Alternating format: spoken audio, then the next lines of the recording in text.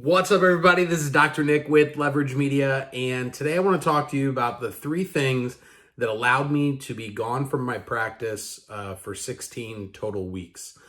So I am in my practice here this week. This is kind of my back office. Sorry, it's a little messy.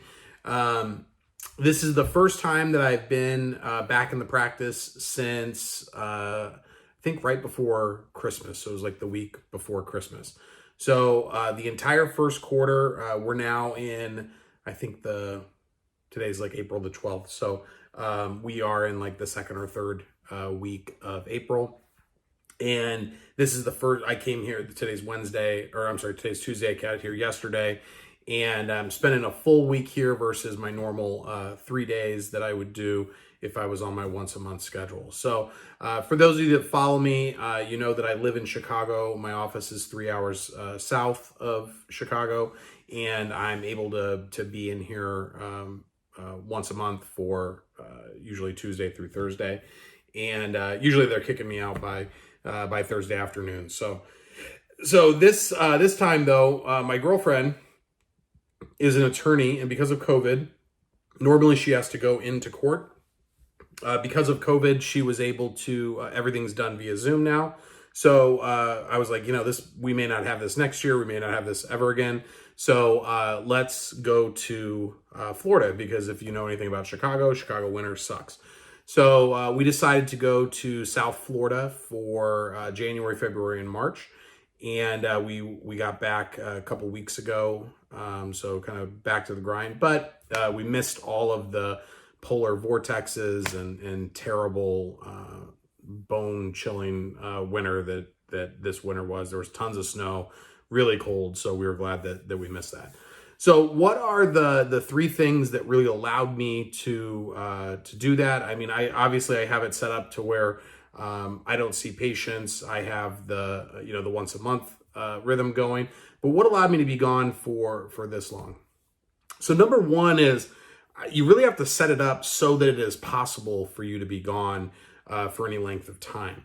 A lot of us, are able to be gone, the chiropractic vacation, like Thursday to Monday kind of thing. And then, as we get some help around the office, get some associates, we're able to be gone maybe for a week, maybe even be pushing it to 2 weeks. But what really allows you to set it up so that you can be gone for, 90 days or longer if you want. And I think the important part is that, for me, for example, like I don't see patients. So there's no like real reason why I physically have to be sitting here to do the parts that I do for the practice. So my main roles in the practice are the marketing and the vision casting and making sure that the bills get paid. So I have this is probably my 10th year because it was 2011, January 1st, 2011, when I stopped seeing new patients, and then July 1st, 2011, when I stopped seeing patients altogether. So it's coming up on 10 years since I regularly saw patients. So I've had this set up for a while, but you, if you're out there and you're practicing, you're like, man, Nick, I really want to be free like that, to where I at least have the choice to be able to be gone that long. The biggest thing is that you have to make it to where at least like that your patients don't think that they can only see you. So if they are of the belief that you're the only one that they can see, you can reschedule people that are on once a month or once every other week. If you're going to be gone for a week or 2, you can reschedule those people around around your vacation. But if you're going to be gone for an entire quarter, you're basically just going to miss out on those visits if they think they can only see you. So really empowering the other providers on your staff, I think, is super important. And then if you're like me and you want to get to where you're more managing and kind of at the CEO level, and you don't want to have to see patients, that obviously makes it a whole lot easier to not be gone, because usually patients are the things that keep us chained to the practice. But making sure that you have that those agreements set with your patients, so that they know that if you are gone, they're going to get just as good a help. Number 2 is having regular meetings and having access to your numbers. I think sometimes people, maybe they have weekly meetings, maybe they have access to their numbers, but they're not in a way to where they can quickly scan them, get a really good sense of the health of the practice. And in their meetings, it's really important for those to be set up the right way. I've talked about Traction in the past. We use EOS, which is the operating system that Traction talks about, the book Traction by Gino Wickman.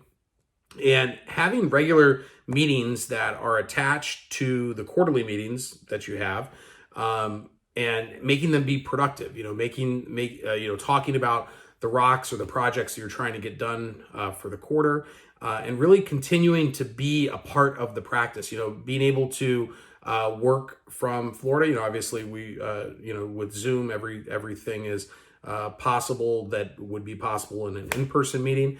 So, just making sure that you still have a pulse on what's going on with the practice, get any updates with, any fires that might have arisen, and just, making sure that you're keeping your fingers on the pulse, not just, burying your head in the sand because you're in Miami for the warm weather.